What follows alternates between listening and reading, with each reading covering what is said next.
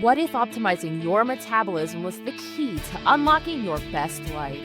Welcome to the Life Possible podcast, where we bring you cutting-edge insights, real-life transformations, and powerful strategies to help you win the fight against obesity and metabolic disease. Join host Dr. John Barnes as he explores the science and stories of transformational metabolic health, because when you fuel your body right, you unlock your greatest potential. From leading experts in nutrition and wellness to inspiring success stories, this is your go-to resource for education, motivation, and empowerment on your journey to a healthier, more vibrant life. Your best life isn't just possible, it's within reach. Let's make it happen together. Here's your host, Dr. John Barnes. Hey, welcome back to the Life Possible podcast. For those of you who might be new to the show, welcome. My name is Dr. John Barnes. Who am I and why am I even doing this? Well, I got to tell you, about 10 years ago, I found myself in a place I never expected to be. I was fat, sick, and depressed. And the worst part about it was I didn't see a way out. I had literally given up. And that's when I truly believe that God brought me the Ideal Protein Nutrition Protocol. You see, Ideal Protein is a ketogenic nutritional protocol designed to help you lose weight, restore your metabolic health, and get on to living a vibrant life. And so not only did this program change my personal health, but it also changed my professional mission and vision to try to help as many people as possible do the same thing. So, with this podcast now, I'm trying to bring you the world's leading experts in low carb keto nutrition, metabolic health and fitness, and lifestyle optimization so that you can gain strategies and insights to help you do the exact same thing. So, who do we have for you today? Oh boy, I am super excited. My guest today is Natalie West. Natalie is an integrative psychotherapist with over 20 years of experience. Natalie's insights into the connection between self-image, the gut-brain axis, and the role of nutrition in mental health is absolutely brilliant. In this episode, you'll discover why Natalie says food is a feeling filter, how your self-image is programmed even before you turn 7, and why nourishing your body with the right foods is one of the purest acts of self-love. Before we dive into today's episode, though, I got to give you a quick heads up. We had a few unexpected internet issues connecting between Washington, D.C., where I am, and Melbourne, Australia, where Natalie is. So we're going to ask you to bear with us. I had to transfer to Zoom to record the video this time. So it's not quite up to our normal standards. But let me tell you, this conversation you're about to hear is worth every second. This is one of those conversations that you might want to listen to over and over again. So let's dive in. All right. So I think I've got Natalie here. I think we've worked out all of our internet bugs, and we're going to be able to finally have this amazing conversation. Natalie, thank you for joining me. Thank you so much, John. Yes, let's hope the internet gods are kind. Absolutely. And so, yeah, for those of you who didn't hear maybe a little bit earlier, we're talking. I'm in the Washington, D.C. area in the United States, and Natalie is in Melbourne, Australia. Is that right? Correct. That's correct. Yeah, I'm in the future. Yes, we are crossing the space-time continuum. Right now, it is Thursday evening for me, and it's Friday morning for Natalie. How's Friday going to be? Is it going to be a good day? Amazing. Always a good day. Always a good day. That's a choice, John. That's a choice. Oh, I like that. I love that. So Natalie, as an integrative psychotherapist, I want you to kind of lay out for my listeners and viewers a little bit about your personal story, how you got to this place, and and what is integrative psychotherapy? Yeah, thank you. So my story starts a little while ago. So I have been an integrative psychotherapist for around 20 years. But previous to that, I was actually in corporate world. So I spent another 20 years, because I'm, really old, 20 years in sales, marketing, And really, I started quite early. Like I started working full time at the age of 18. So, Well, I was going to sales were kind say, of my default. Uh, I was going to say kindergarten with all those years. Come on. yeah, thank you. Very kind.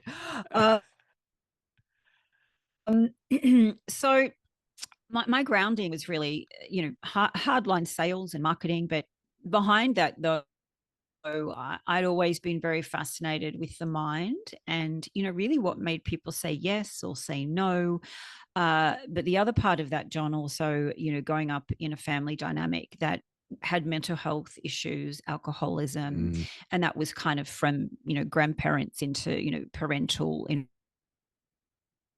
environment. So for me, I don't know why I always had a fascination with it being so young. It was just, I think, an innate thing that would eventually find me at some point. But it wasn't until I had my son, he's now 19, but at that point in time, I just knew that I didn't want to work for anyone anymore. And I really wanted to really just understand what mental health was. And I could see people around me just not getting better. And, people that are in my family and also, my mum right now, she's still in a state of suffering from a mental health point. So for me, I just started down the realm of psychology. And then for me, I ended up taking a kind of a 360 turn after meeting a psychotherapist in Melbourne who as we know, John, nothing's really random, but I went to a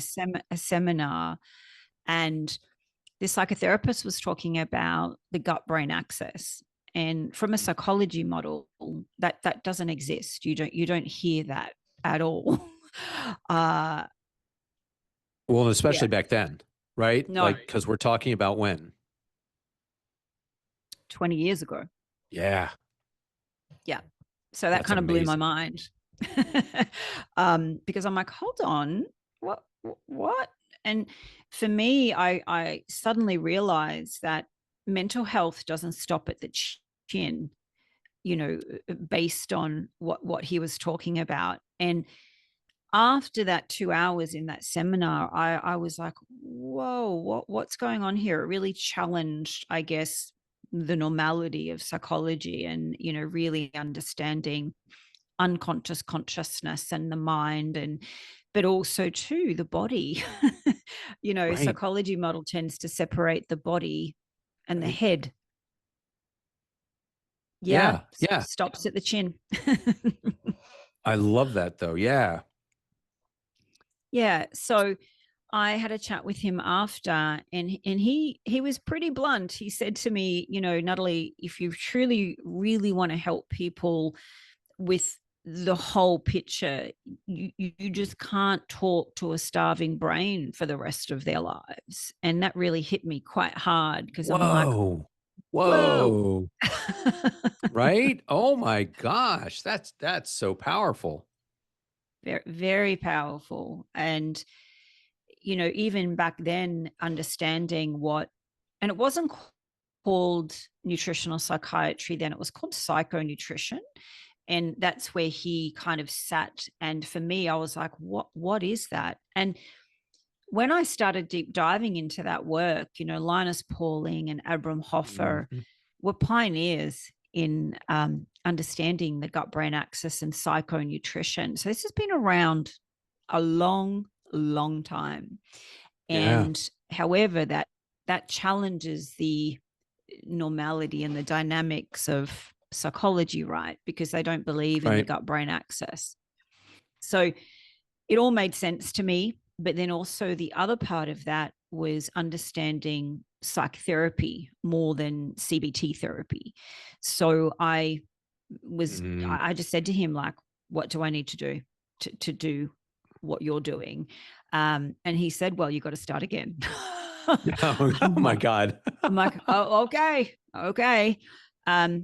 So, 20 years ago when people were coming to me, whether it was depression or anxiety or whatever it would be, I would ask them, tell me please what you eat.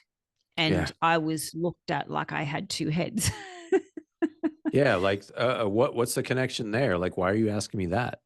Correct. Because no one had, I've, had people that have been in therapy for years and no therapist had ever asked them, what do you eat? And fair enough, because that's not the modeling, right? That's not the educational platform. So for me then, really just doing deep diving into clinical hypnosis and hypnotherapy and psychotherapy, and then now recently just specializing in a nutritional psychiatry. So, and that nutritional psychiatry really started from me, fangirling over Dr. Chris Palmer and Dr. Georgia Eade. I'm big fanboy here. Yeah, there you go. 100%. Right. Yeah. Big fanboy here. Yeah. Yeah. So, and it made sense to me, John, because I'm just like, hold on, we have to understand that, lifestyle and food is the root cause of feeding our mitochondria and our gut brain axis. And where are we getting our amino acids from in our nutrition, and really feeding what I call a species appropriate way, because we are a species and we're the sickest species on this planet. Well, what did I hear you say there? You said something about a lion on one of the shows that you don't see. What was that? You don't see a lion, chomping down on some kale smoothies every day. Right. And he also doesn't have, mental health problems and diabetes and heart disease and cancer. No sick lions in the wild, and there's no sick lions in a zoo, because every single species on this planet has a very dietary specific protocol, because otherwise you get sick. Right. I wasn't going to go here right away, but let's go here while you're here. Okay. When we talk about, and I've talked about this on my show, and I've asked a lot of experts that I've had on the show, just a simple question: what is healthy human nutrition to you? Well, to me, I automatically go back to what our primal instincts and our ancestors, like we have to look back in history and understand, we also have to ask ourselves, why are we eating? What are we eating? And what are we bypassing when we do eat? Because a lot of the time now we bypass our emotions because it's a programming thing around food.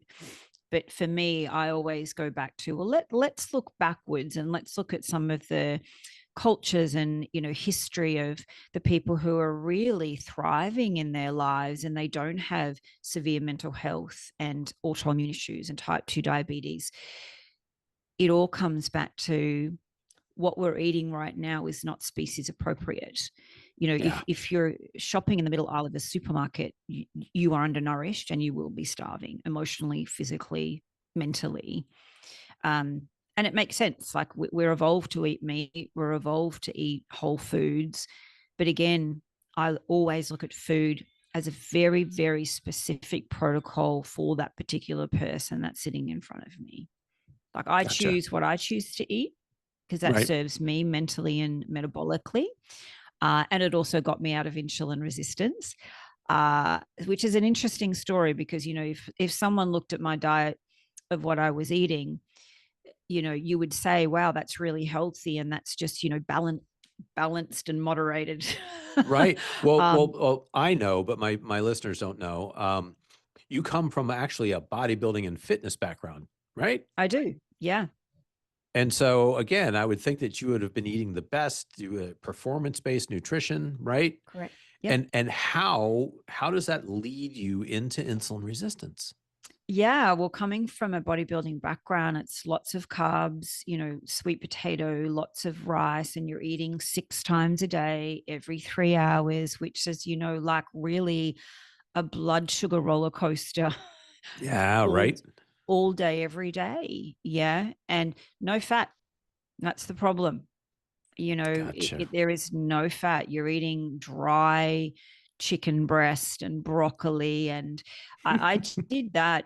I competed for 3 years, but also too, what happens with that industry, you get very much stuck in this calorie in, calorie out mentality. and you become very disordered with your eating. There's restriction, and if you don't weigh it, then you're going to be above your calories and you're not going to lose fat and you're not going to be able to get on stage. So I have learned a lot about how unhealthy that protocol is. You may look amazing on the outside, but it's very different to what's going on the inside. Right. For a hot minute and to the eyes that are looking at you, I have had experience in the bodybuilding world, and I've been backstage at professional shows, and there is nothing healthy happening there. There isn't, John. There really isn't, No, and that's such a great awareness. Scary stuff. There's some scary stuff going on there. And when There you see, is. I was a male bodybuilding show, you see 260-pound ripped men laying down because they're so dehydrated and they've done all kinds of things it's just, yeah. No, However, you all look great on magazines and you make us want to have washboard abs and what have you. But yeah, not healthy human nutrition by any stretch. It really isn't. And especially for women, when, so that pattern of behavior led me into very disordered eating patterns and a very unhealthy relationship with food, but also too, a very unhealthy metabolic state, because I ended up, and it was really interesting because obviously when I was a bodybuilder, I wasn't trained in what I know now. So I had no idea what was going on. But every single time I would eat, within about a 45-minute period, I would literally be starving. So if I've had some, chicken and broccoli and rice, but every single time I was just constantly hangry. And, that's also a badge of honor in the bodybuilding industry if you're hangry. Right. That's actually a bad sign, people. So, for me, I was like, there's something not right here. So I went off for some blood tests, and then it came back and the doctor said to me, you're borderline type 2 diabetic. And I was 60 kilos, and that's weird when you look like, hold on the outside, you look really healthy, but on the inside, not so much. So I'm what we call TOFI. So thin on the outside, but fat on the inside. Wow. I haven't heard that expression. Oh my gosh. Yeah. So my blood sugar and my insulin was borderline type 2 diabetic. Wow. So the doctor had said to me, like, you're really healthy. What are you eating? Like, yep, that's all moderate and balanced. But I'm like, well, clearly it's not, because if I was eating a beautifully moderate and balanced diet that we've been told to eat, I wouldn't be sitting here right now with borderline type 2 diabetic problems. And now knowing it was just all a very high carbohydrate, high, no fat protocol for women need fat. We need fat for our hormones to survive. But also too, we're not designed to be on a blood insulin roller coaster every day for 3 hours, and we've also been led to believe that we need to eat every 3 hours to keep our metabolism up. Like that again is a lie. Right. Well, and that's the thing, right? That we're told that, and we're told that we need to eat to fuel our next few hours, right? Correct. And I keep telling everybody, I'm like, well, if that was the case, you and I probably wouldn't be here because our ancestors wouldn't have lasted too long. That's 100%. And for me, and the doctor said, I will just keep an eye on it. I'm like, no, you don't know me very well. I'm not keeping an eye on it. I'm going to change that immediately. So for me, I researched and I just said, you know what, I'm going to pull out, go back to a ketogenic, get my body into a metabolic state of ketosis, because that's, using fat as fuel and feeding myself fat to be able to get my hormones and my, blood sugar back to some beautiful level. And, that again is looked upon in the industry as, extreme or, restrictive or whatever it may be. But I always come back to people and say, what is restrictive? If you have a mental or metabolic health issue and you are living in that state, that's restrictive. It's no, absolutely. And again, to me, after interviewing, I've had Mark Sisson on the show. I've had love Bob him. Sivas on the show. Yeah. I've had all these people on the show, right? And it comes down to me, I'm getting the feeling that ketosis is kind of it's the default state for human metabolism, Yes. not an adaptation for when the carbs aren't around. Correct. 100%. And a lot of people aren't aware that, when you're in utero, you're actually in ketosis. So when you are then born, you are also in ketosis because breast milk is full of saturated fat. So you're actually in a metabolic state of ketosis when you're born. But what happens is we then shift that fuel source to then when we feed children as babies, like rice cereal or carbohydrates or sugars. So that metabolism switch is turned off, and effectively it's never accessed again. And the only time generally people access it is, when they're sick or they've got the flu and they're not eating and they're only drinking water. Yeah.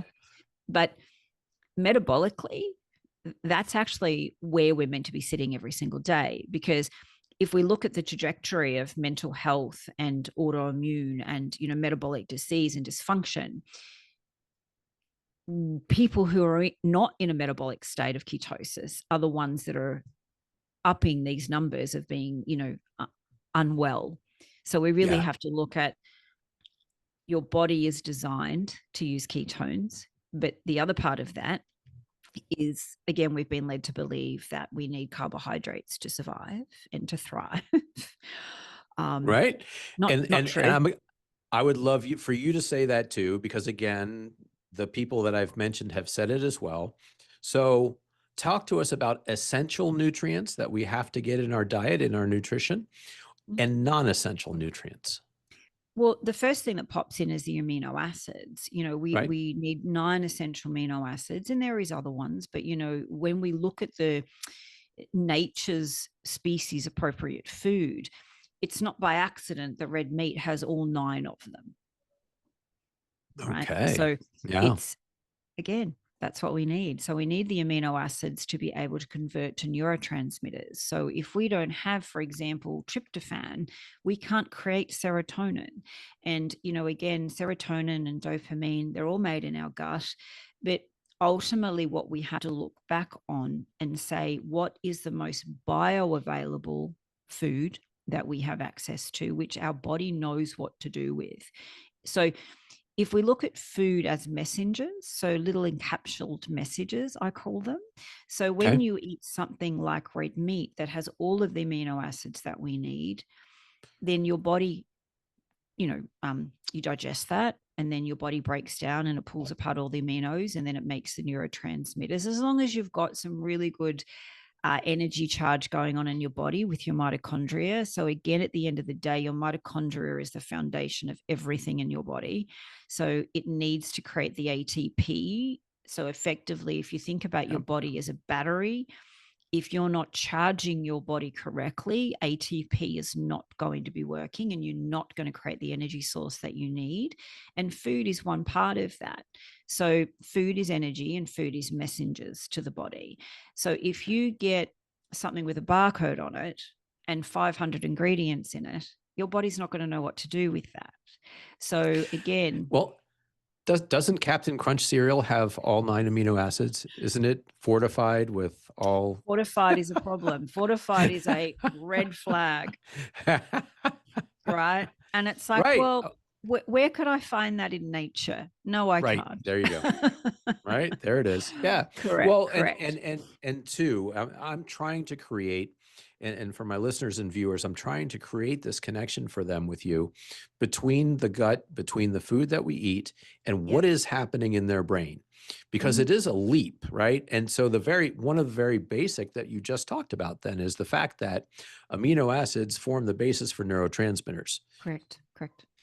And then, because I've been watching you now for a few days, talk to me about the serotonin being made in your gut and not being made in your brain.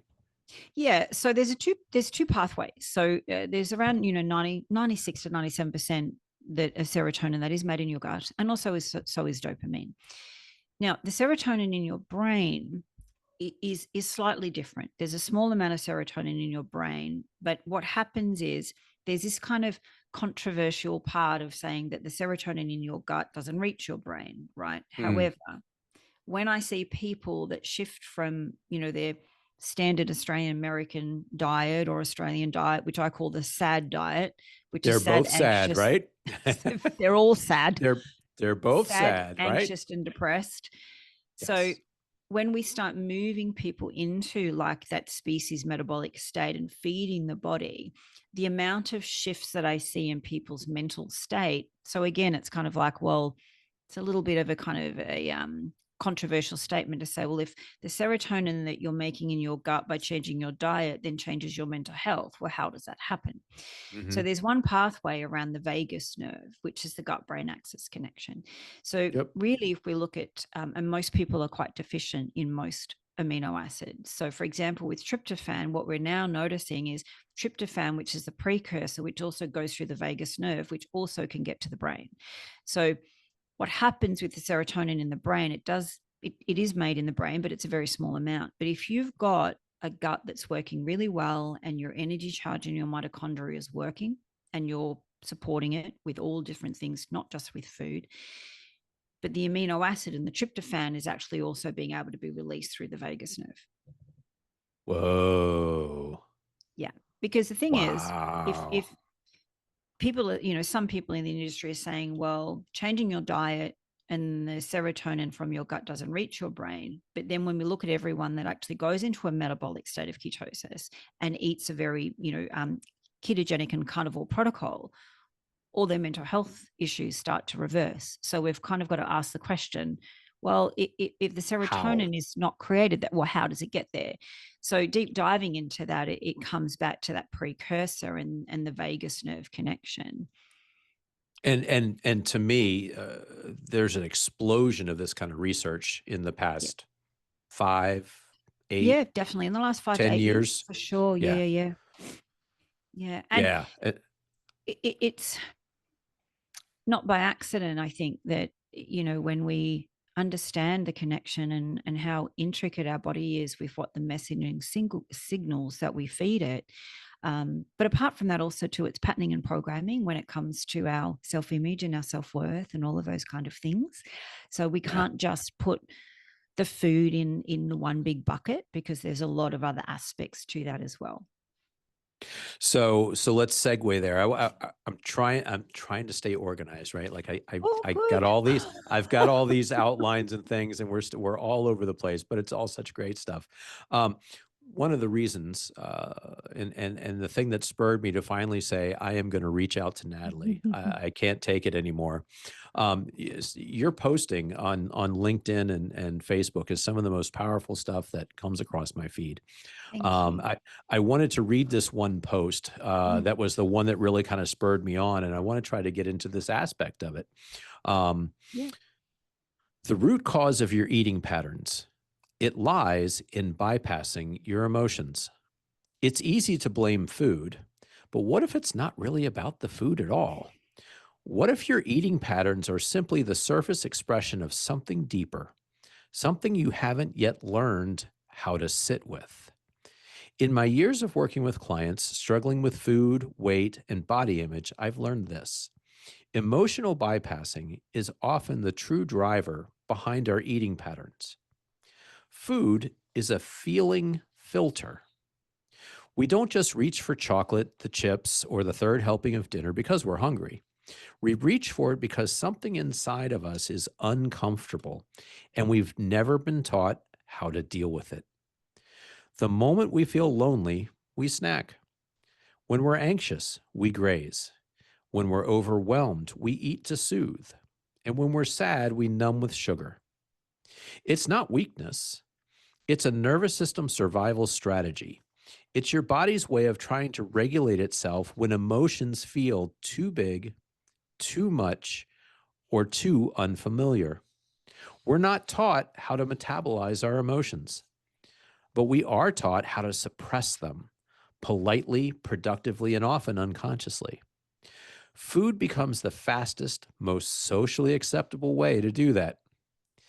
If you find yourself stuck in cycles of emotional eating, binging, restriction, or obsession with food, pause and ask, what am I feeling beneath this craving? What don't I want to feel right now? What am I trying to fix, control, or soothe through eating? The answers won't always come easy. Often they've been buried under decades of habits, trauma responses, and survival mechanisms. But when you begin to look honestly at the root, healing your relationship with food isn't just about what you eat. It's about what you feel and what you allow yourself to feel without needing to escape. When you stop bypassing your emotions and begin to meet them gently, courageously, and consistently with your eating patterns start to change. Not from force, not from restriction, but from understanding. Once you learn to stay with yourself in the moment. Mm. Holy wow. Like I read that and I sat there for a few minutes just kind of taking it in. Thank you. Can you tease that out for us? Can we Yeah, talk about this? absolutely. It's one of the core parts of the work that people come to me for. Firstly, they think it's about, hey, I'm a little bit overweight or I've got hormone problems, but that's just the surface part of it. Yep. So it's really about understanding what that root cause is and where that starts from. So where it starts is between the age of 0 to 7 and between the age of 7 to 12. Because what happens in our environment, and I really want people to understand the patterning, the programming that happens unconsciously as a child. Mm.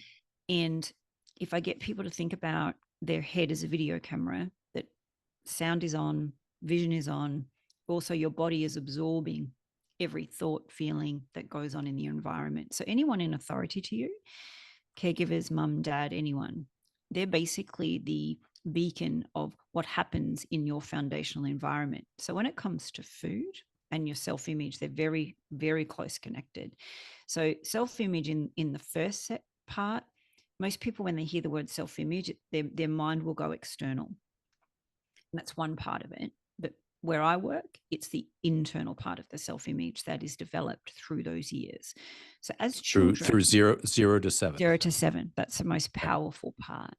Yeah. So as children, when we have emotions, and it depends again on the environment and the way that our caregivers have also been programmed and patterned around their own values and self-image and the relationship with themselves. So mostly when children cry, or we have, good girl or good boy, or you've done something well, or you've fallen over, a lot of the time food is introduced as a treat. Yeah. And that's where it starts, because the thing is, with your mind unconsciously, it doesn't think, it just, everything that you see, it creates an image snapshot and there is emotion attached to that. As a child, though, we don't have the analytical ability to consciously choose whether or not that serves us or not. So we can't say, oh, hey, mum, I just want to cry this out because I've fallen over and I don't need that piece of chocolate or that muffin. That doesn't happen. We become very automated, which is what I call a waking state of hypnosis. So what happens is your mind creates very strong images and emotions and attachments to behaviors and patterns that become familiar. Yeah. So what you repeat becomes rewarded. But we're doing it unconsciously. So every single thing in your environment as a child, your video camera is taking snapshots all the time. And what happens is that goes through what I call a filing system into our unconscious mind. So we don't have the conscious ability. We're totally and utterly unconscious at that time. And up until around 12 or 13, that's when the little thinking mind starts to, lots of questions will start to happen. But then what happens is, at that underlying belief of what we have been given from our environment, our values are done, our belief structures about external, internal environments are done, our self-image is done based on the feedback that we have been given from anyone in authority to us. So if you learn very early that what happens with food, it also has a dopamine release. So if you are given sugar at a very young age, your dopamine centers are firing immediately. So you're not regulating yourself. It's creating a nervous system dysregulation. If you ever watch a child that's quite young on sugar, you know, it's like a drug. It's the most kind of gateway drug of legality that we give our children and 100%. adults, you know. Yep. So really early on, even unconscious, apart from the thoughts, the images that we get from our environment, because that's our foundation of who we end up being until we shift that. But our nervous system is also being heightened by the regulation of soothing or numbing with food as a child. Same thing with if you're sitting at a table and you can't leave the table, and, you know, everyone's heard this at some point. You will not get dessert if you don't eat what's on your plate. Right. Yep. Right. So that's a forced knockdown, drag out fight in my house. Yep. Correct. But also what happens with that, we are so regulated very young to eat, you know, breakfast, lunch, and dinner. We are not designed to eat by a clock. We are meant to be designed to eat when we're actually hungry. And I'm meaning proper primal hunger, not because we've got a hit of sugar and then all of a sudden we've got a, you know, insulin spike, and then that insulin spike starts to drop, and then we need more, and then we need more. So that's what happens. That becomes a very, very normal, familiar pattern for 95% of most people. So when they grow up, if you, and again, humans eat whether we're happy, sad, indifferent, you know, even when we're not hungry. So that childhood foundation is so critical to understand when you're an adult, how you don't regulate your emotions and how you bypass them. Because what happens is, if I give people a bit of an image of a child that falls over, and then it's like, oh, you know, it's okay. Don't cry. So that's another signal to the mind to go, don't cry, because crying effectively means there's something wrong, bad. But then we're fed something to numb that out. So automatically it's like we get this signaling of like, we don't cry, but what we need to do is then use something external to anchor that behavior or to anchor that feeling instead of anchoring it internally through your own going through the emotion instead of bypassing it and going around it. Gotcha. Wow. Yeah. So whether it's food, alcohol, drugs, it's all the same pattern. Right. So, you know, when your nervous system also too is on a very dysregulated alert, again, depending on the environment that you're in. So if you are in a very heightened energetic environment as a child, then you also learn how to either hide yourself, dull down your emotions, but then you'll hide food, eat food, or you will binge, purge, those kind of things. And what I'd love for people to kind of vision right now as well is to understand what filing systems they're working on. So if I get people to kind of think about a white room, so like, you know, even now, John, if you think about a white room, and if we're standing in the middle of that white room, on the left-hand side, what I want people to think about is seeing huge amounts of filing cabinets. Everyone knows what a filing cabinet looks like. All the filing cabinets of those are all open, right? So what we're doing, we're looking at filing cabinets, all the drawers are open. Each drawer has a thought, emotion, outcome. So it's data. So every single thing that we've learned as a child, data through thoughts and feelings, which we get an outcome. So the same data gives you the same evidence over and over and over and over. So up until someone's point right now, everything that they're operating on is unconsciously all those filing cabinets. Now, on the other side of that room, I want people to think about, again, seeing a whole bunch of filing cabinets. All the drawers are open, but they're empty. Okay. There's no files there yet.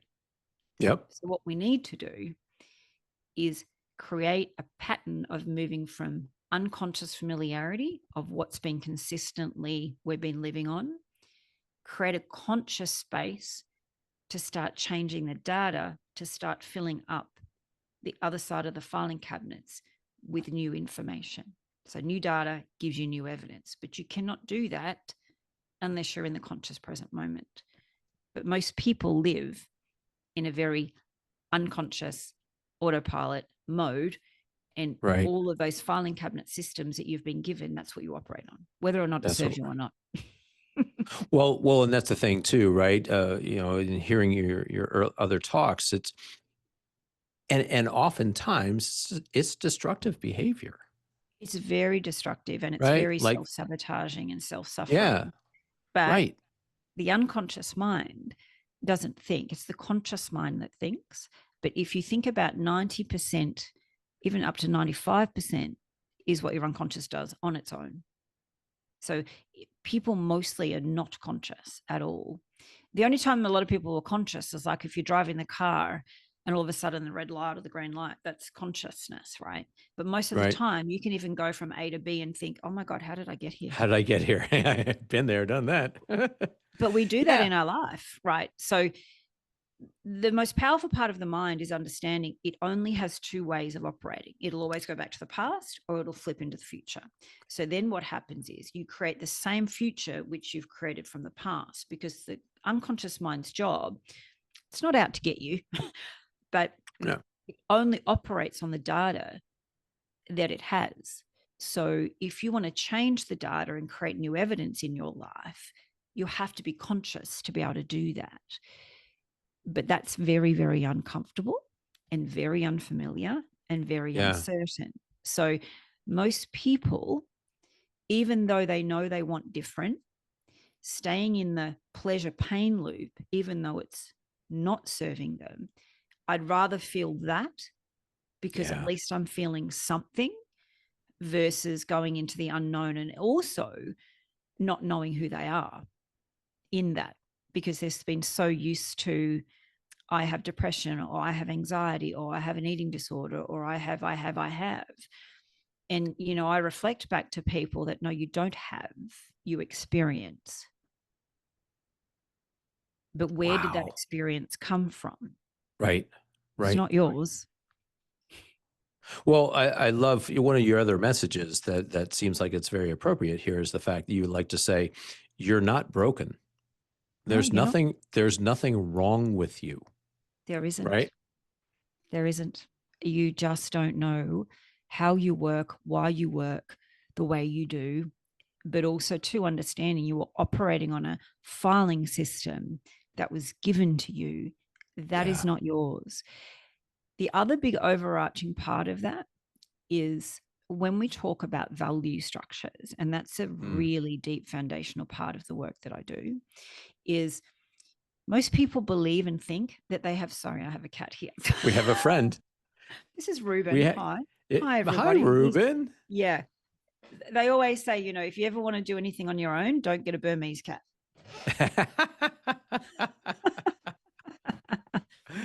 Perfect.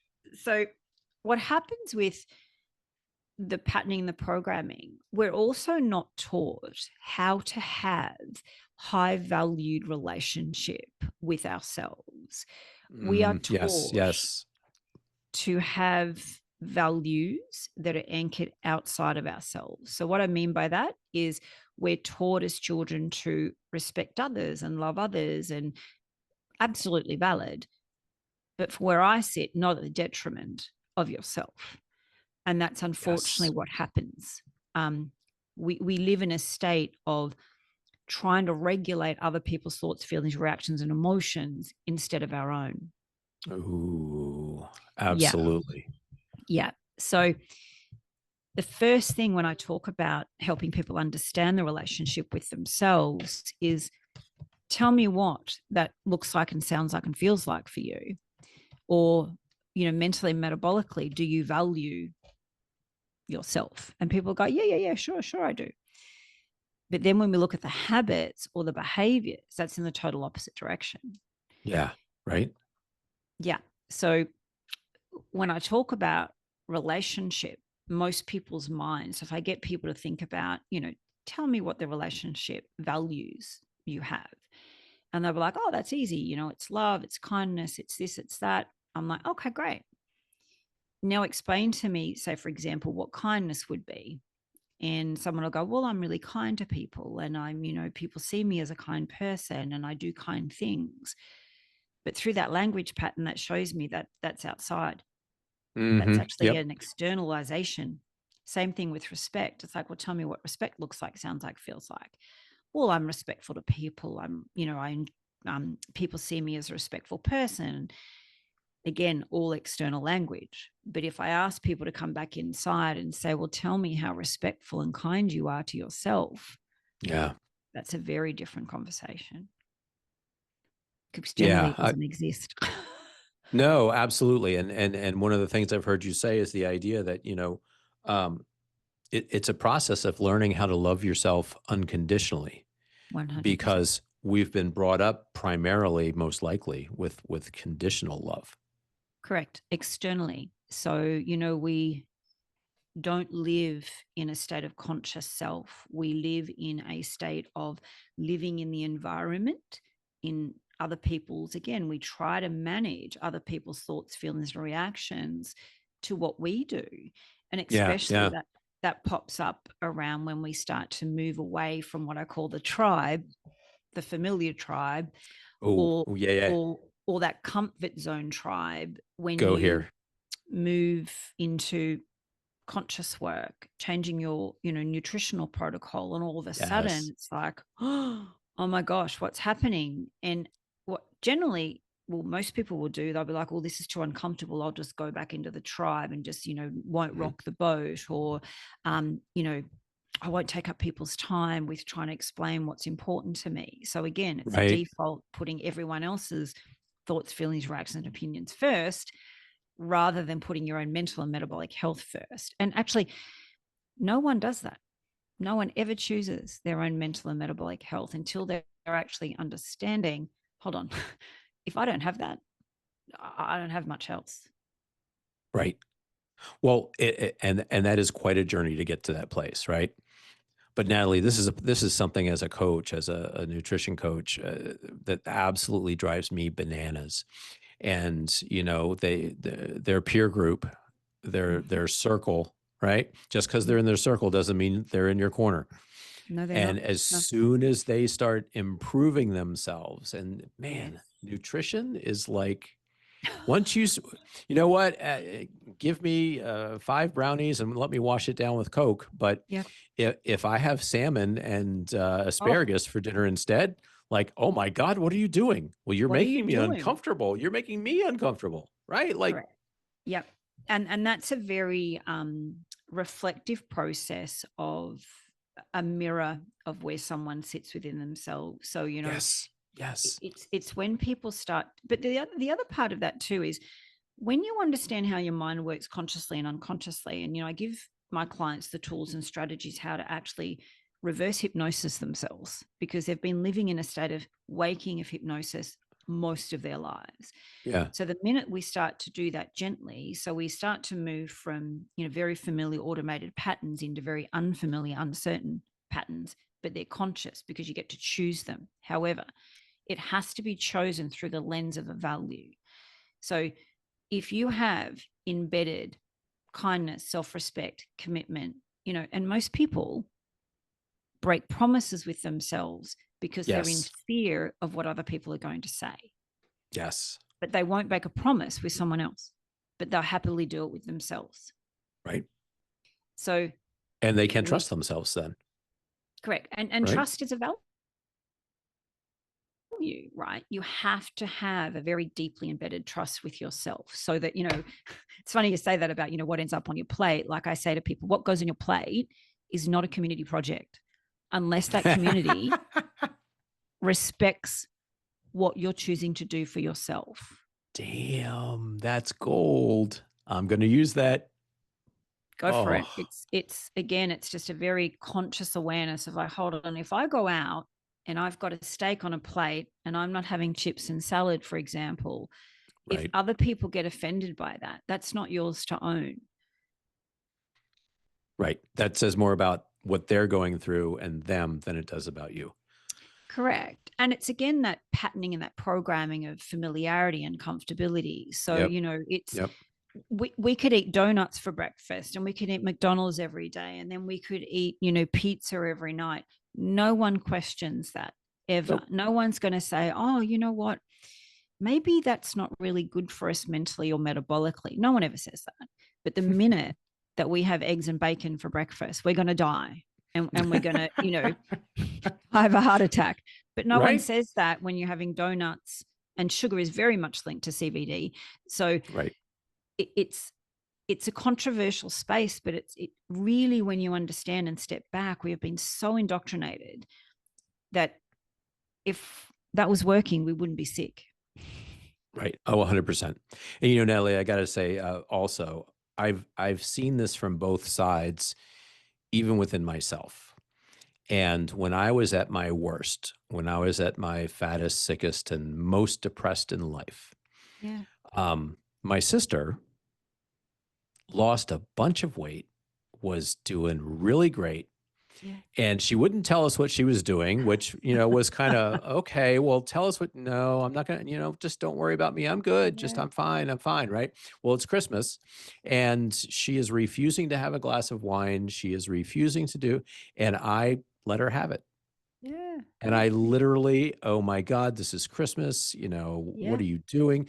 Because, and again, I wasn't as conscious of that until years later. Like for me, all of that happened unconsciously, that I just went after her for what was going on. Yeah. And now as a coach, and literally my first client tells me a similar situation, it fell on top of me. And I was like, oh my God, I relived literally that whole conversation. I went back there, and I'm like, oh my God. And I called my sister and I apologized.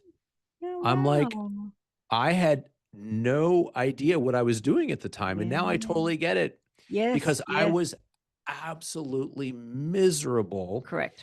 And she was succeeding at changing her life. She was doing something that I knew I should do, and I somehow wanted to do. Right. And so, I was shooting all over myself, and it came out on her. Right. Yeah. And it's quite interesting, and again, we're very conditioned to, use food to lose weight, right? That's a very conditional pattern. So that if we're a size 8 or we're 60 kilos on a scale, that we're going to be okay. But I'm going to tell people right now, you can be your goal weight, your goal size, whatever that looks and sounds and feels like for you. But that still doesn't mean that you love yourself. It still doesn't mean that you respect yourself. So that's the flip of that coin, to go, you know what? Yes. I have to understand how I feel, think, operate. And every client that I've ever worked with, weight loss is a side effect of doing that. It's not a focus, because if we focus on that, you are going to be on that treadmill for the rest of your life. Like, even with food, like, I don't call it a diet. It's a species appropriate way of eating. And most of my clients are then conscious around what they get to choose, but it's a very different feedback loop. They're not doing it anymore through, I need to numb myself out. I need to, feel something that I can't feel from internally first. So I, again, get my clients to recalibrate their nervous systems in their bodies to be able to move away from feeling anxious, stressed, dysregulated in their body, because your unconscious also controls your body. So your body right now has no idea where it is until you give it a direction and an information and instruction. So that's why you can think about things from the past, like an hour ago. That's the past. Mm-hmm. Something's happened an hour ago or 10 years ago. If you continually bring that into your conscious, your body will respond with that exact emotion that you experienced 5, 10 years ago, an hour ago. So you retrain your body to feel a certain subset of emotions, which is quite interesting, right? So it's like, well, hold on. If I can train my body unconsciously to feel sad, flat, dysregulated, I can also choose to train my body to feel peace, trust, joy. However, We cannot anchor it with anything outside. It cannot be attached to something. You have to do it internally from yourself. Whoa. Whoa. Yeah. So this is the hard work that you do with your clients, right? Yeah. And to me, the message is there is hope and you can do it. You can 100%. change. You can 100%. learn this. Yes. Yes. You've got this amazing asset, your mind and your body. And, if you know how to understand it, how to be conscious, how to redirect yourself so you're not continuing in old patterns, your life shifts in a very, very big way. And you can't go back. Once you start recalibrating yourself and you start creating, those new files in that new filing cabinet, that's where you operate from every single day. You have an awareness of where you've been, but your body doesn't go back there because it's You're like, not well, stuck no, there. I've retrained myself to be here consciously in the present moment. And that's where also food comes in, because food, as I said earlier, has an energetic footprint. So if you're eating things that are, either causing calm or chaos, so that's what I also get people to understand is look at food as either a calm or a chaos process. But if you're also chaotic inside, guess what's going to happen? You're going to choose unconsciously chaos to feed that loop. But if you're calm, you'll make other choices. You'll choose very calm, conscious-centered decisions. So it's like if we look at a piece of steak, for example, right? Or we look at a donut. If you're emotionally dysregulated and you need to feel something, you will automatically go for the donut because that's what you've actually conditioned yourself to do. We can also condition ourselves in the opposite direction to say, well, hold on. If I just feel this emotion right now, I don't need to go and feed myself with a steak because I can actually just sit with myself and I can actually just work through this emotion. Even if you went to eat a steak, you wouldn't want it because you're not hungry. You're hungry for looking at your emotion. So what we do, we bypass it with the donut. So answer me this, and maybe this is the part that I have not heard or understood yet, but the concept of, for me, I've been trying to replace the donut for people. I've been saying, hey, let's choose something else that brings you joy, something else that brings you that is solely for you, right? And something, and that generally falls into the category for me of like creativity, or so if you play a musical instrument, if you write poetry, if you, and so choosing that to help calm that emotion as opposed to, is that okay? There's two paths. 100%. There's two pathways where we're choosing something that can shift the energetic state of the body.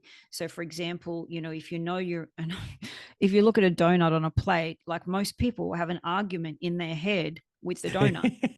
Like, it's like, where's your authority sitting? A lot of the time your authority is held, that donut is holding authority over you, right? Wow. So what we need to do is flip that around and go, hold on, no, I'm not going to argue with something on a plate. No, that's not what we do, right? What we have to do is go, well, if I have an emotion right now, whether it's sad, happiness, joy, or anything, I need to just go, you know what? Let's just accept it. Let's just own it. Let's understand where it comes from. Where is my mind landing? Have I been living in the past, or am I living in the future where I'm anxious and now I'm going to want to eat something because I'm anxious, or someone said something to me which has upset me? What we have to do when you have that gap, you have to choose something that will change that emotional state. So it's all about your state of being. So if you're in dysregulation with a donut, you then have to consciously choose, no, I'm going to say yes to me, no to that. Then you have to shift the energetic state by doing something in the total opposite direction. So that could be putting music on, moving your body. Like I have a kind of a nervous system dysregulation process that I get people to do. It's literally like shaking your body. doing something that's totally shifting that state. So what you're doing, you're not getting locked into the unconscious state of arguing with that donut. You're making a choice to go, I need to do something to change the association, because your mind has very, very strong associations.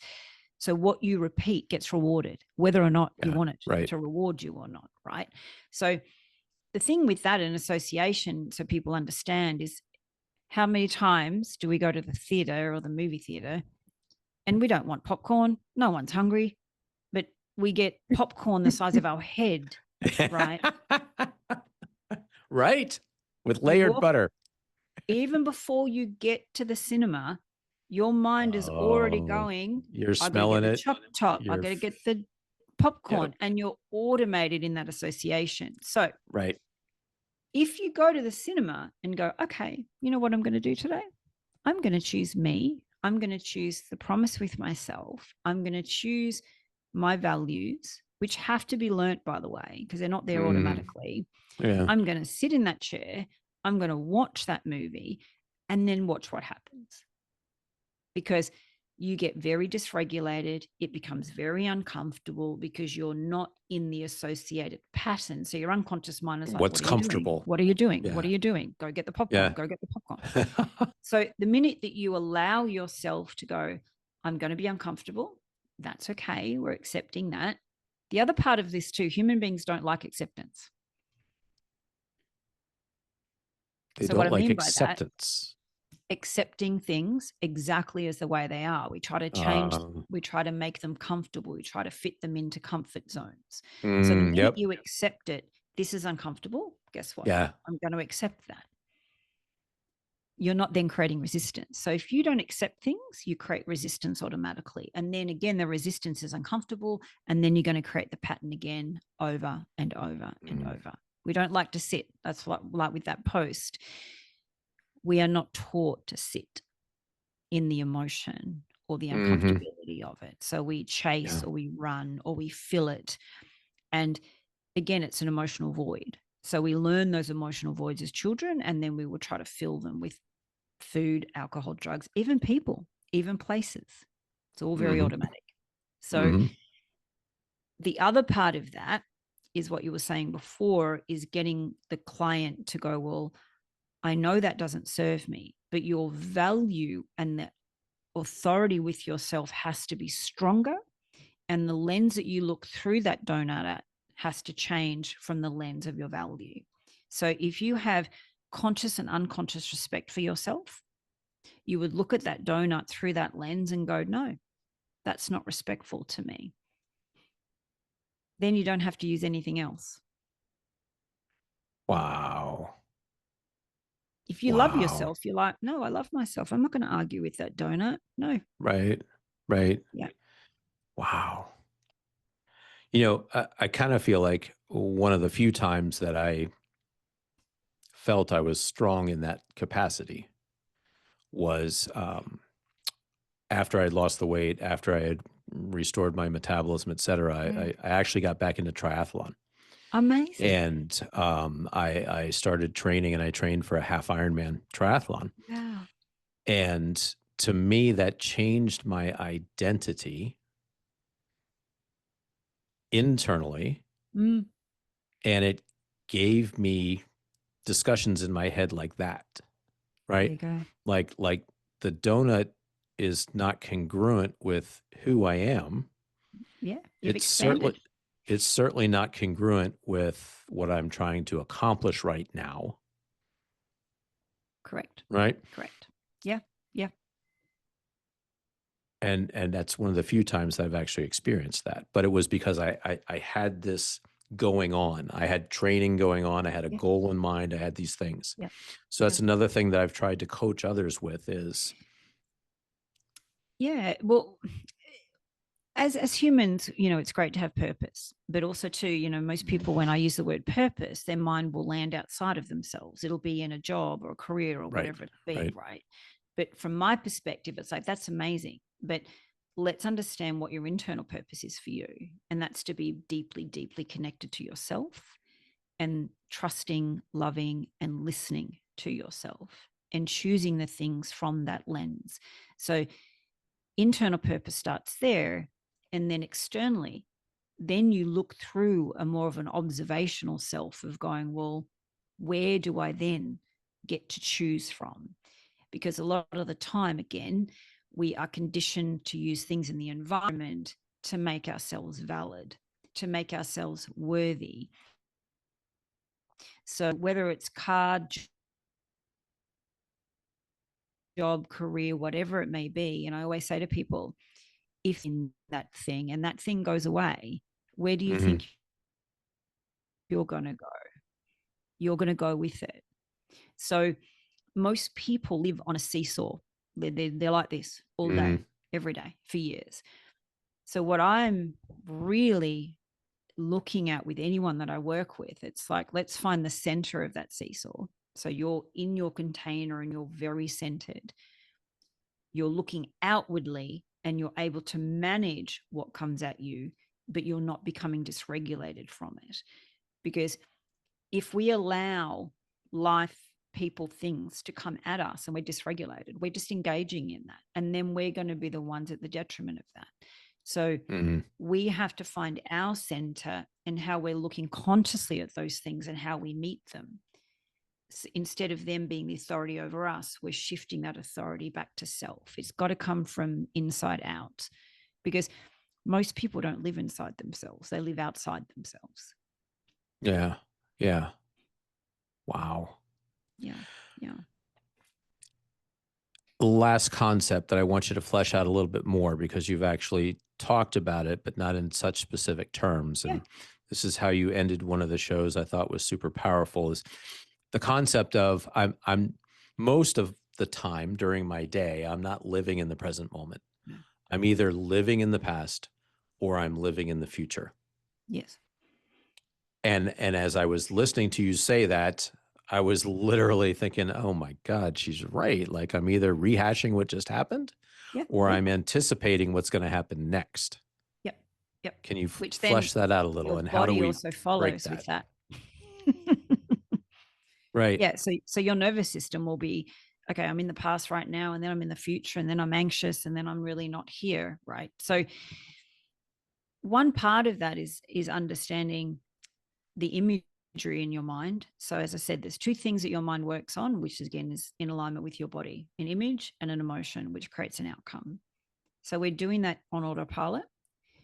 So what we have to do is redirect our mind back from the past and the future into the present moment.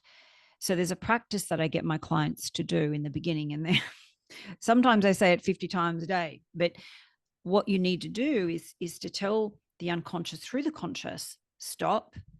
No, I need you to come back here. So there's a pattern that I give people, and it's called and now. So ANDNOW. And if you're in a pattern or a loop, for example, you've got the same story running, because that's what most people live on. It's a story, right? Yep. Whether or not it's yours or not, because it generally isn't. And again, that's when you said earlier, like, no one's broken and no one needs to be fixed. They just need to understand that they're running on loop patterns that they didn't develop.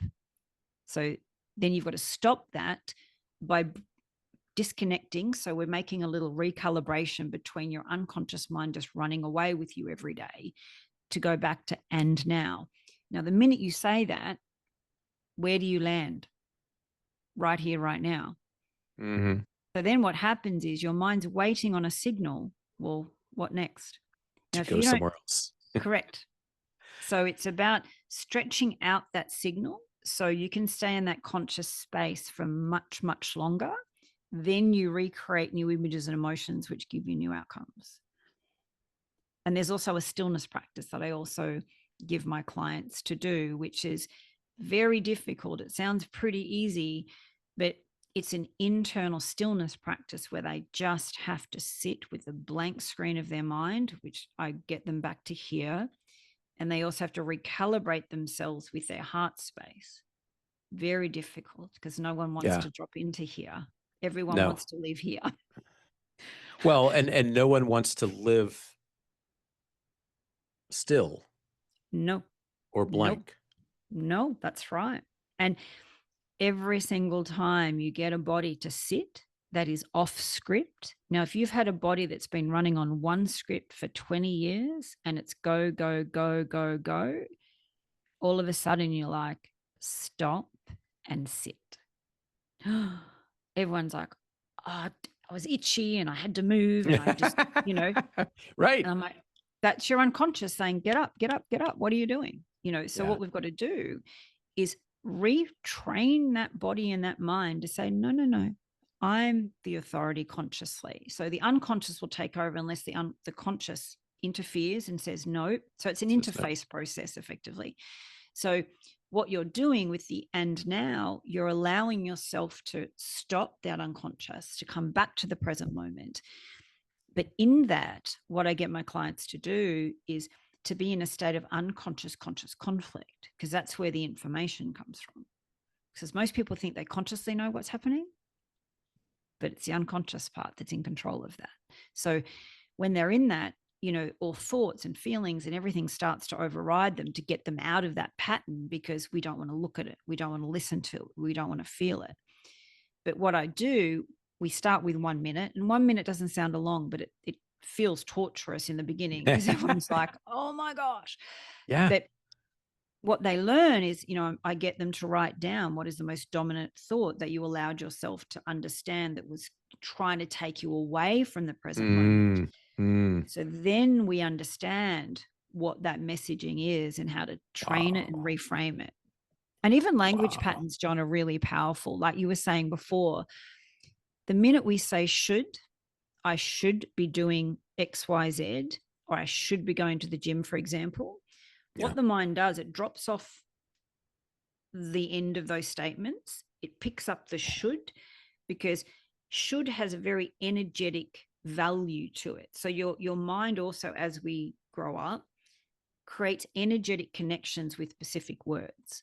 So when you say should, it actually automatically anchors in, oh, there's something wrong. I didn't do it. And then that again embeds your belief structure that you're not good enough, or that, you're lazy. Oof. Yeah. Wow. So how does somebody find somebody like you or you to do this work? And so again, we're in the United States, you're in Australia. Are you available to people in the United States? I have clients all over the world. I have clients in the UK, Isle of Man, Canada, Australia, and the US. Wow. Oh, and Israel, funnily enough. A client found me from Israel. So most people will find me through podcasts or just Instagram, and something will resonate with what I say. And I have a process where I get people to reach out to me. We book in a free call for around 30 to 45 minutes, and we have a chat, and just to see if it's alignment, because my work is very challenging. It is confronting, and you've really got to be ready. And I do know if people are ready, and there is times where I will say to people, look, just check in with me in a month, sit through what we've spoken about, and then come back and we can have another chat. Because when I work with someone, this is a team effort, and a lot of it is, it's not just about turning up each week and talking and going through things cognitively. It's a lot of unconscious, deep transformational work. But in between that, they're given tools and strategies and things to do when they're not with me, because I'm giving my clients the tools to recalibrate and retrain themselves, so they've got it for the rest of their life. So anything that comes at them, whether it's a year, 6 years, whatever it may be, they know exactly what's happening, and how to reframe it. Wow. Well, I will be sure in the show notes for this show that people have the ability to follow you on your social media, to find your website. So website would be the best place to go. So nataliewest.com, and there's a little service tab where it just says start here and book in, and we can have a chat and explore where each individual person is, and I go through how I work, and it's not just, it's a whole picture. So as we've said, nutrition is one part of it.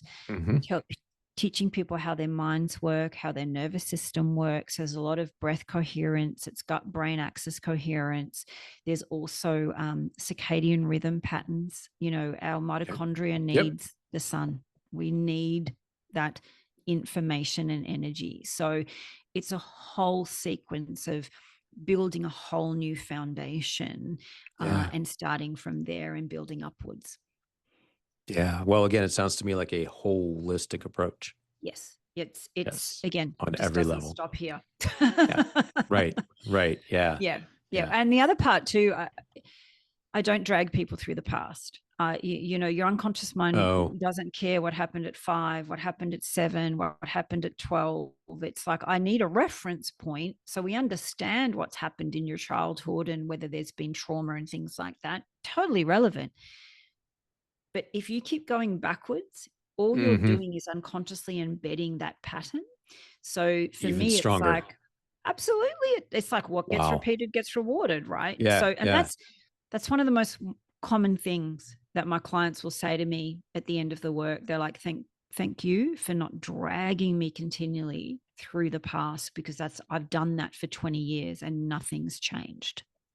Well, and thank you for bringing that up, because I think that's a piece that would probably be a barrier in a lot of people's minds to say, oh, sounds really great, but I'm going to have to go through all that stuff yet again. And I don't want that. Wow. No, because you need to be in a state of consciousness and you need to go, what it is that I want? What do I want to live in? How do I want to live? And that's where it starts. But you've got to be conscious to be able to do that. Being back there is not going to help, or even being in the future is not helping either, because your future's not out there. Your future and how you develop that is consciously in the present moment. That's where your future starts, right here, right now. Not in 6 months' time, not in a year's time. It's right here, right now. That's where you calibrate it from. I am going to let you drop the mic right there. That's a wrap for this episode of the Life Possible podcast, where we unlock the power of metabolic health to fuel your best life. If you found value in today's conversation, don't forget to like, subscribe, and download the podcast so you never miss an episode. And if this message resonated with you, share it to someone who needs to hear it. Let's spread the power of life possible together. For more inspiration, insights, and exclusive content, be sure to follow us on Facebook, Instagram, and LinkedIn. Thanks for tuning in. Keep striving, keep thriving, and remember, your best life is within reach.